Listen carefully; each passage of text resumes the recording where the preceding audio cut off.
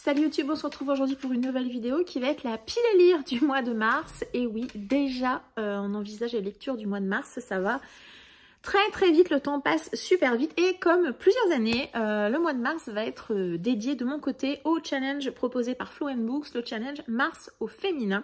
Un challenge qu'elle propose depuis déjà plusieurs années et qui a pour objectif principal de mettre en avant des autrices. Les années précédentes, c'est vrai que on va dire, je me cantonnais, je me limitais en tout cas à lire des autrices, c'était déjà pas mal. Flo propose régulièrement des templates pour ceux qui ont envie, enfin avec différentes consignes. Je dois bien avouer que dans les consignes qu'elle propose, souvent je ne m'y retrouve pas parce que simplement il y a notamment des thématiques qui ne me correspondent pas du tout. Lire une autobiographie, enfin il y a des choses, des genres que je lis pas du tout. Doit y avoir de la non-fiction, enfin voilà, il y a des choses dans lesquelles je me retrouve pas. Donc je choisis de garder un petit peu la même idée que celle que j'ai fait les années antérieures, lire des autrices. Et cette année, j'ai orienté quand même mes choix de lecture, soit sur des thématiques féministes, des sujets liés aux femmes, des histoires de femmes, enfin bref.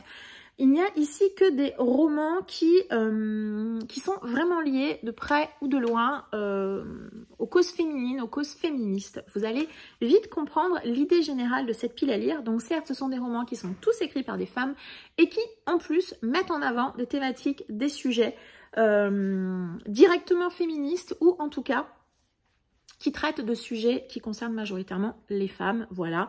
À travers l'histoire, vous allez voir. Donc, on va démarrer tout de suite. Vous savez que j'essaie de prendre tous les mois au moins un titre de la pile à lire des romans que vous m'avez recommandé l'année dernière. Et cette année, il y en a un. J'ai eu la surprise, le plaisir, quand j'ai fait des petites recherches comme ça, de voir que notamment sur Booknode, vous savez, quand vous sélectionnez des romans, il y a des thèmes associés. Et il y avait féminisme dans ce roman. Donc je suis très contente de pouvoir espérer lire, en tout cas en mars, un si long après-midi de Inga Vesper, publié chez Point. Je n'en sais pas grand-chose. Je l'avais pris principalement parce que j'ai vu Caroline adorer ce roman. Et effectivement, quand j'ai lu la 4e, donc on est sur une autrice écossaise, dans sa cuisine baignée de soleil californien, Joyce rêve à sa fenêtre. Elle est blanche, elle est riche. Ruby, sa femme de ménage, travaille chez elle et rêve de changer de vie. Mais en 1959, la société américaine n'a rien à offrir à une jeune fille noire et pauvre. Je vais m'arrêter là. Donc, a priori, plutôt peut-être thriller domestique, je ne sais pas. On voit déjà là qu'on a deux femmes et en plus une femme d'origine, une jeune fille noire, clairement. 1959 aux États-Unis. Je suis très curieuse de lire ce titre que Caroline a adoré et elle n'est pas la seule. Hein, j'ai vu énormément de retours positifs. Je suis super curieuse. Il faisait donc partie des recos et je suis ravie de pouvoir réussir à le caser ici. Donc, parfait pour Mars au féminin, autrice et a priori des histoires qui mettent en scène au minimum une ou deux femmes. Ça va être plutôt cool.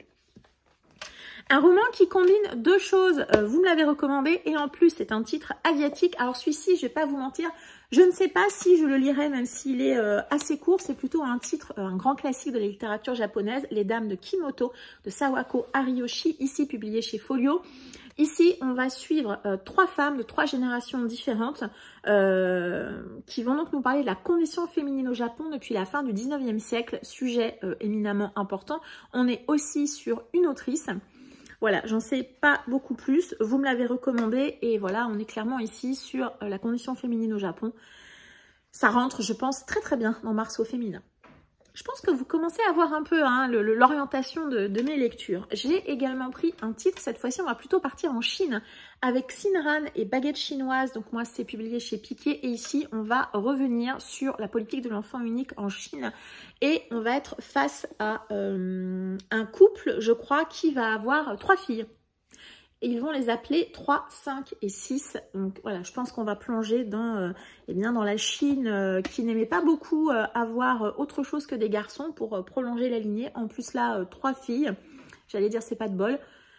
Voilà, je sais pas si je le sortirai. C'est pareil, je n'ai pas d'idée particulière sur ce que je vais sortir comme d'habitude. Hein. Chez moi, on est plutôt sur une thématique de pioche à lire. Donc en tout cas, celui-ci me tente toujours beaucoup. Et vous connaissez ma volonté cette année aussi de lire davantage de lectures asiatiques. On est pile poil bien. Un autre titre, je pense qu'il est parfait pour ce mois de mars au féminin, c'est celui-ci, Les femmes d'Hérésie Ranch de Melissa Lennart, publié chez Pocket. Je l'avais vu sur la chaîne de Galae, Laetitia, qui avait adoré ce roman. Ici, on va être dans l'Ouest américain, 5 femmes puissantes qui vont former le gang Parker suite à ces 5 femmes et un certain nombre de malheurs qui va leur arriver. Elles vont se réunir ensemble et elles vont décider de faire trembler les propriétaires terriens où les femmes, en théorie, n'ont pas leur place. À nouveau, je pense qu'on va être sur une thématique ou des thématiques féministes. Encore une fois, un roman qui met les femmes à l'honneur. Un autre roman, là, on va plutôt être du côté thriller avec Mon territoire de Tess Sharp, publié chez Pocket. Ici, plutôt un roman. Alors, je ne suis pas certaine qu'on va être dans un roman féministe. En tout cas, on va avoir au cœur de l'histoire une jeune femme, puisqu'on va rencontrer Harley qui est la fille unique d'un baron de la drogue. Voilà, donc elle a vécu voilà, dans cet univers de baron de la drogue. Et on nous dit, tandis qu'à l'aube de la vingtaine, d'autres jeunes filles vivent de grand amour, cette tireuse hors pair est l'héritière d'une vengeance qui ne lui appartient pas. Donc je l'ai choisie parce que ici, on va avoir au cœur de l'histoire cette jeune femme qui va, je pense, essayer peut-être de se soustraire à cet héritage familial. Sujet hautement important, personnage féminin central. Hop. Un autre titre, on va partir sur vraiment un autre genre. J'ai choisi The Corpse Queen de Iver M. Herman.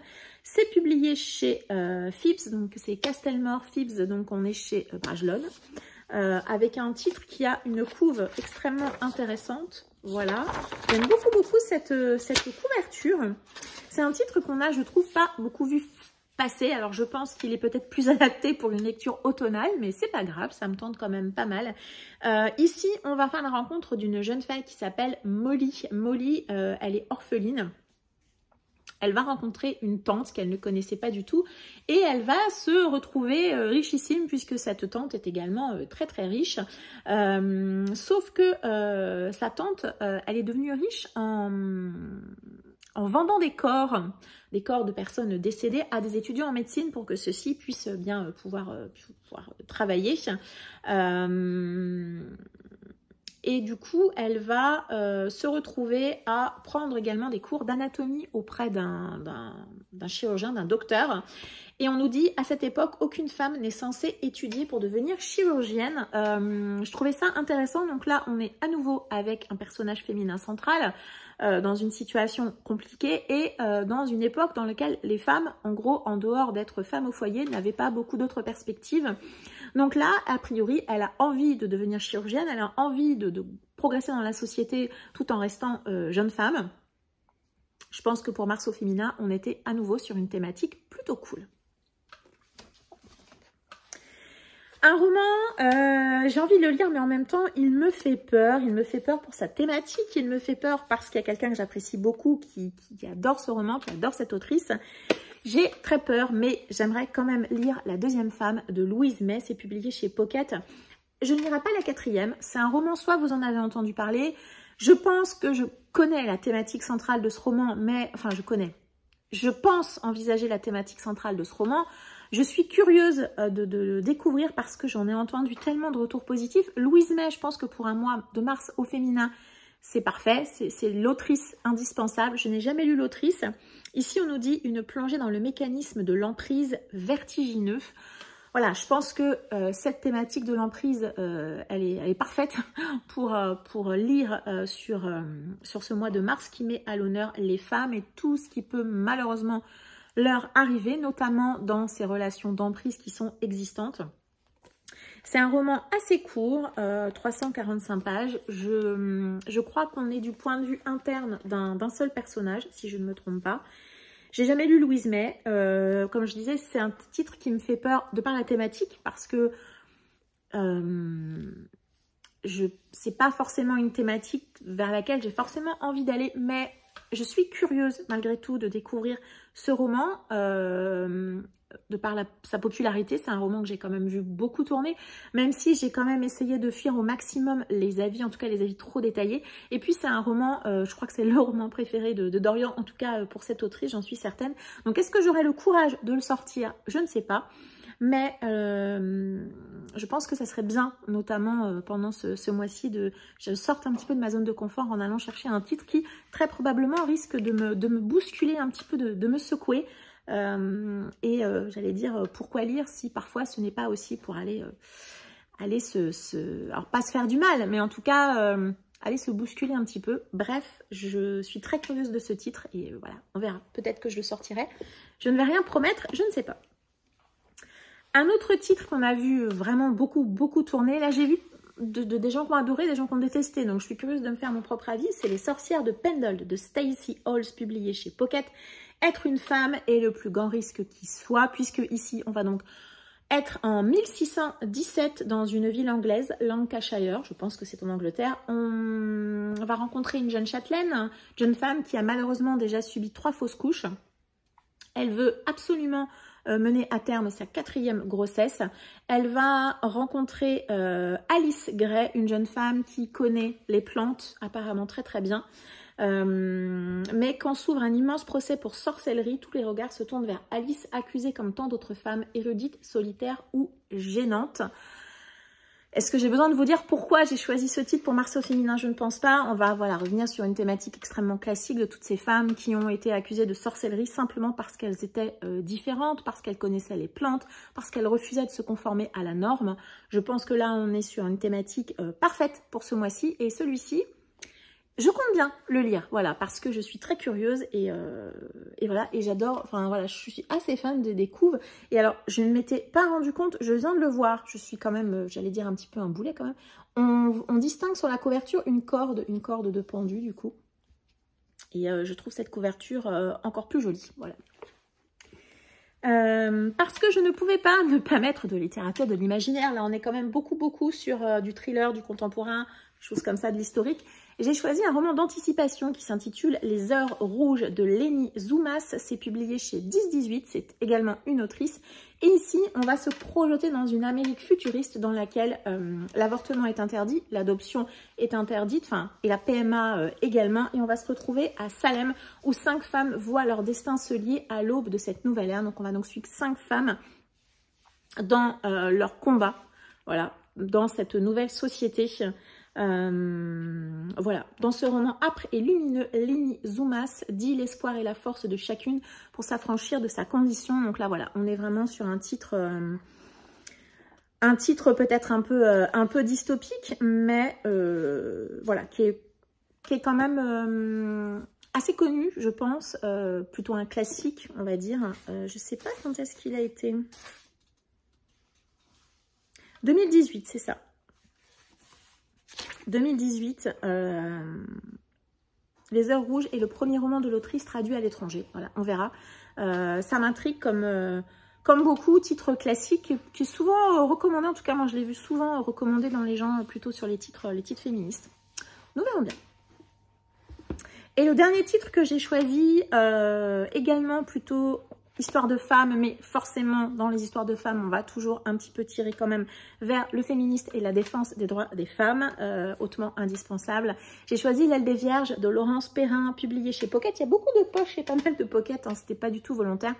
Je n'ai jamais lu l'autrice, c'est un roman historique, plutôt très connu de l'autrice. Je crois que c'est peut-être pas le plus connu de l'autrice, je ne sais pas. Il me semble que Miss Cyclone est peut-être plus connue. Enfin bref, en tout cas, moi, j'ai choisi L'aile des Vierges. Ici, donc on va être en Angleterre, je crois également. Donc L'aile des Vierges, c'est ainsi que l'on surnomme les chambres qui sont réservées aux domestiques dans un manoir du Kent où est engagée une jeune femme juste après la Seconde Guerre mondiale.